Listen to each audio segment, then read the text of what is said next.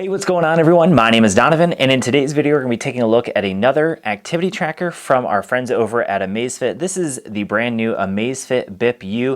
It is a budget-friendly activity tracker. Now, one key thing to mention about this thing is that it does not have GPS. However, it has a lot of other things going on for it. So we're going to go ahead and unbox it, check out the features that this thing has, and I'll let you know my first impressions of the Amazfit Bip U. All right, so before we get into the unboxing of the new Amazfit Bip U, I did want to go ahead and make some quick comparisons to two other watches from Amazfit. So over here on the left, I have the Amazfit Bip S. So this one came out earlier in 2020. This is the follow-up to the original Amazfit Bip. A couple of things that you'll definitely lose by getting this watch is you can tell the screen. This one is a trans-reflective screen, whereas over here you have a TFT display. This one's only 1.12 inches. This one's 1.43 inches, and it's also a little bit more colorful with that TFT display. But if you want the best display, you want to go with the Amazfit GTS. This one is a little bit more expensive. It's a $99 watch, but you can see it has that AMOLED display at 1.65 inches. So largest display is over here on the GTS. This one also gets 14 days of battery life. That is, kind of like their specs that they have on the box. However, in typical use for me, because I'm using it heavily with a lot of GPS, that's definitely going to reduce your battery, and so I only got closer to like 3 or 4 days of battery life. Whereas over here on the Amazfit Bip S, this one, they say you can get up to 40 days of battery, I believe it is, but I typically got about a week, a little over a week of battery, and again, that's because I'm using a lot of GPS. The less GPS you use, the more battery life you're going to get with any of these watches. And that being said, one thing you're definitely going to lose as a result of getting the Amazfit Bip U is you're going to lose out on GPS. There is no GPS built into this watch. If you want to have GPS, you're going to have to carry your phone with you, whereas you don't have to do that with either of these two watches. They both have GPS built into the watch. So now, as far as some of the features, so this is a super lightweight watch, just like the Amazfit Bip S, so super light, 5 atmospheres, water resistant, just like the other two.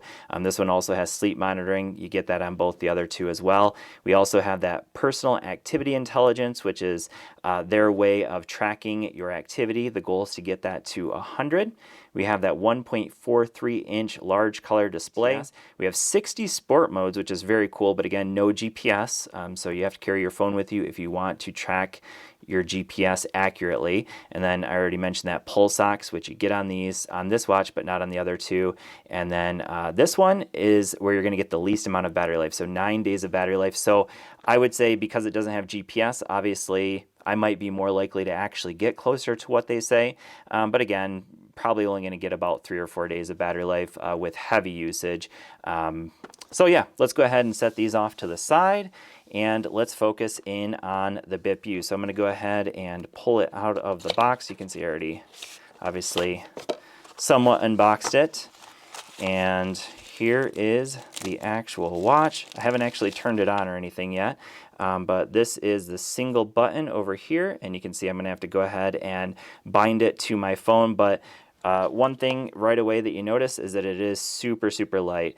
It is definitely lighter than what you get on the GTS, but pretty much right on par, maybe a little bit thicker than what you get with the Bip S over here.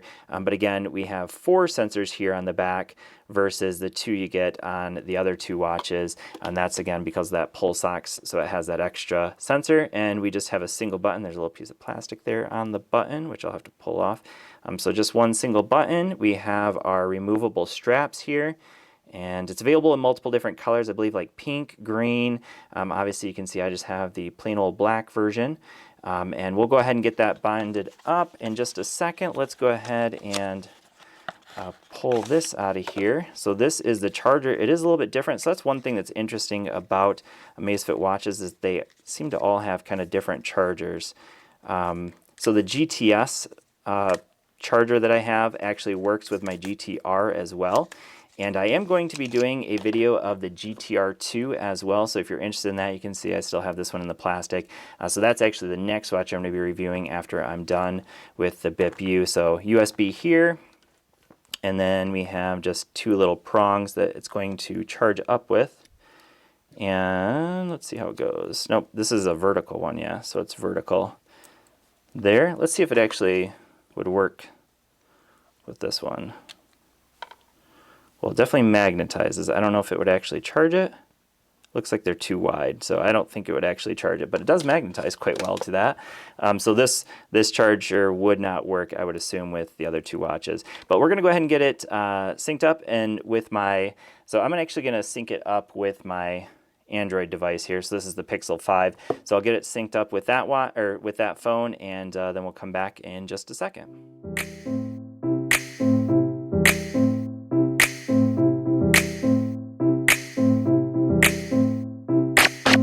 Alright, so before we move into the actual initial impressions of the Bip U, I just want to go ahead and show you what it looks like in terms of the display next to the GTS. So it actually looks slightly brighter. These are both at 50% brightness right now, and slightly brighter, I would say, than the GTS, but the GTS is definitely a little bit more vivid, like I mentioned. This AMOLED display, just a little bit more vivid in my opinion, and the software is actually slightly different. So if I hit the button over here, notice that it basically just goes into always on display, where over here when I do it, it's going to take me into my apps. If I want to go into my apps on the GTS, I scroll from the bottom. So they are just slightly different in terms of how the software works. This one also has a lot more shortcuts here, so if I scroll through the various shortcuts, you can see there's quite a few there.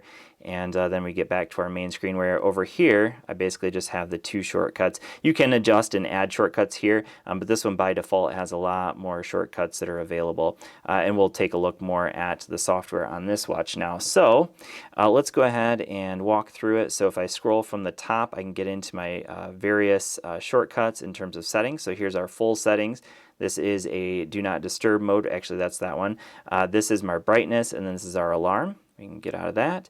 If I scroll from the bottom, it's going to take me into my notifications. Now this is a text message I got from Hello Mobile, which is what I use for this phone right here.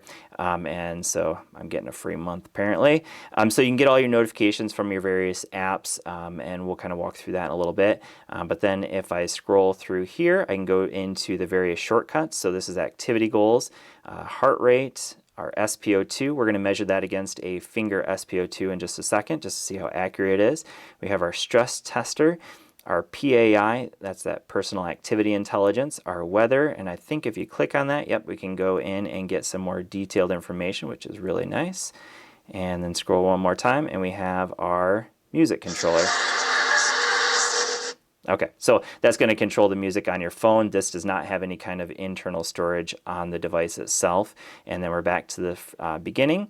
And then if I hit this button, like I said, it's going to take us into our various apps that we have here. So we have activity goal, we have our various workouts, so outdoor running. We'll just kind of scroll through these. So there's 60 of them. I'm not going to name every single one of them here, but we'll just kind of scroll through them just so you can see an idea. You can adjust which ones show up here as well. So we have more sports. So I did find, like, if you're a weightlifter, there is weightlifting available in here. So this is just going to basically use the heart rate sensor in order to track your heart rate while you're doing those activities. So that's going to help with the accelerometer will also help with kind of testing your movement. And then we have our PAI again, our heart rate again, sleep, weather, workout history. So that's where you're going to see all your recent workouts. SpO2 sensor again, stress, breathing, cycle tracking. So that would of course be for females. We have our alarms. We can go into settings. So we can adjust our watch face here. So it actually can only store, this was kind of interesting, but can only store 4 watch faces at a time. So this is the watch face I've been using, but only 4 at a time. So if you want to change your watch face, you're going to have to delete one of the other ones that you have on there. That's how often the screen turns off or after how long. So I have it set at the maximum of 15 seconds. I think the minimum was 6 maybe. And we have screen lock settings, lift wrist to, or lit upon wrist lift. So that's going to automatically turn the screen on when you lift your wrist. And that's enough out of that. And then we're going to go down here into more, because there are some additional ones. So there's music again. These two were not included before. So we have countdown, stopwatch, Pomodoro tracking. That one I'm going to have to do some research on. I'm not really sure what that one is. We have world clock, camera, and find phone. But I'm going to go ahead and go in here. But you can see concentration. So I'm not really sure what it does. But we'll do that. We'll take a look at that before we do our 72-hour review, because that's the plan. Is after 72 hours, we're going to do a 72 hours later kind of video on this watch, just to let you know how the battery does and how the workout app does and step counter and things like that. But I'm going to go ahead and set that down. A couple things I wanted to show you in the app here. So this is where you can adjust the different notifications you get. If I go in here to store, it's going to take us into all the various watch faces that we can choose from. They say there's 50 of them that you can choose from. And again, like I said, if you pick one of these, like let's say I want this one on the watch, it's going to force me to delete one of the 4 that's already on there. So just a heads up on that, but you can of course put one back on when you decide you want it back. So here's where we're going to adjust the various notifications we get. Now notice one of the things I have on here is that I only have one app actually giving me notifications. So that's just the way I choose it. I don't like to get a bunch of notifications to my watch since I'm already getting it to my Apple Watch on this wrist and then also on the phone. So I do like getting my text messages and goal notifications from the watch. It will also let you know when you're getting a phone call as well. We have our health monitoring, so I can go in here and I can adjust how often it's checking my heart rate. The quickest it can do is every minute. So just a heads up on that. So you can adjust it how often it's measuring your heart rate. The more it's doing that, of course, the more it's going to burn through the battery. So that's what that's showing here. And then we can, you want to turn on the assisted sleep monitoring if you want the most accurate sleep monitoring here, and then all-day stress monitoring as well. You can turn that off.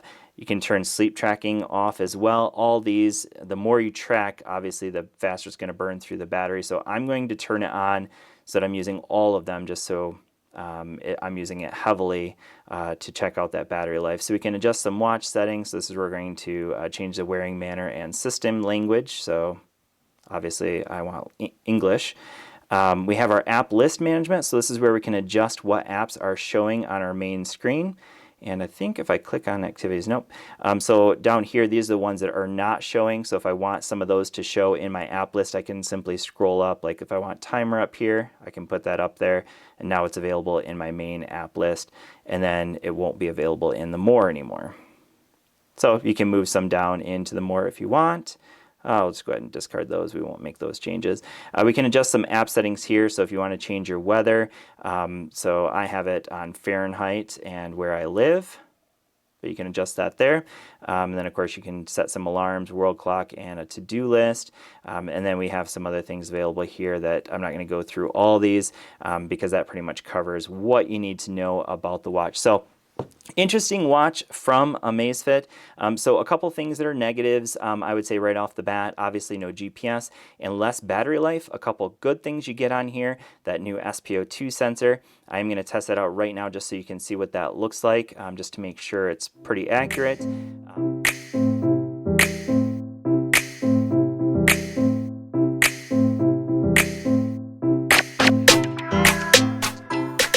All right, so we've done the first SpO2 checking with the Amazfit Bip U, and you can see it's pretty much right on par with this finger version that I have here. So these are going to be probably a little bit more accurate, but you can see it's spot on with what I'm getting as a reading on the finger version. So so far, seems like it's doing pretty well as far as the SpO2 tracker. Now it does take about 30 seconds, whereas if I just use it here with the finger thing, it takes about, I don't know, 10 seconds usually, maybe a little bit less than that sometimes, only 5 seconds. So it does take about 30 seconds, and you have to have your arm flat on a table like this in order to do it. So it does take a little while, but seems to do the job. So anyways, a quick first look at the Amazfit Bip U. Let me know what questions you have before I make that 72-hour video and let you know my thoughts after using this watch for 72 hours. Thanks for watching. I hope this video has been helpful for you, and I'll see you all next one. Peace.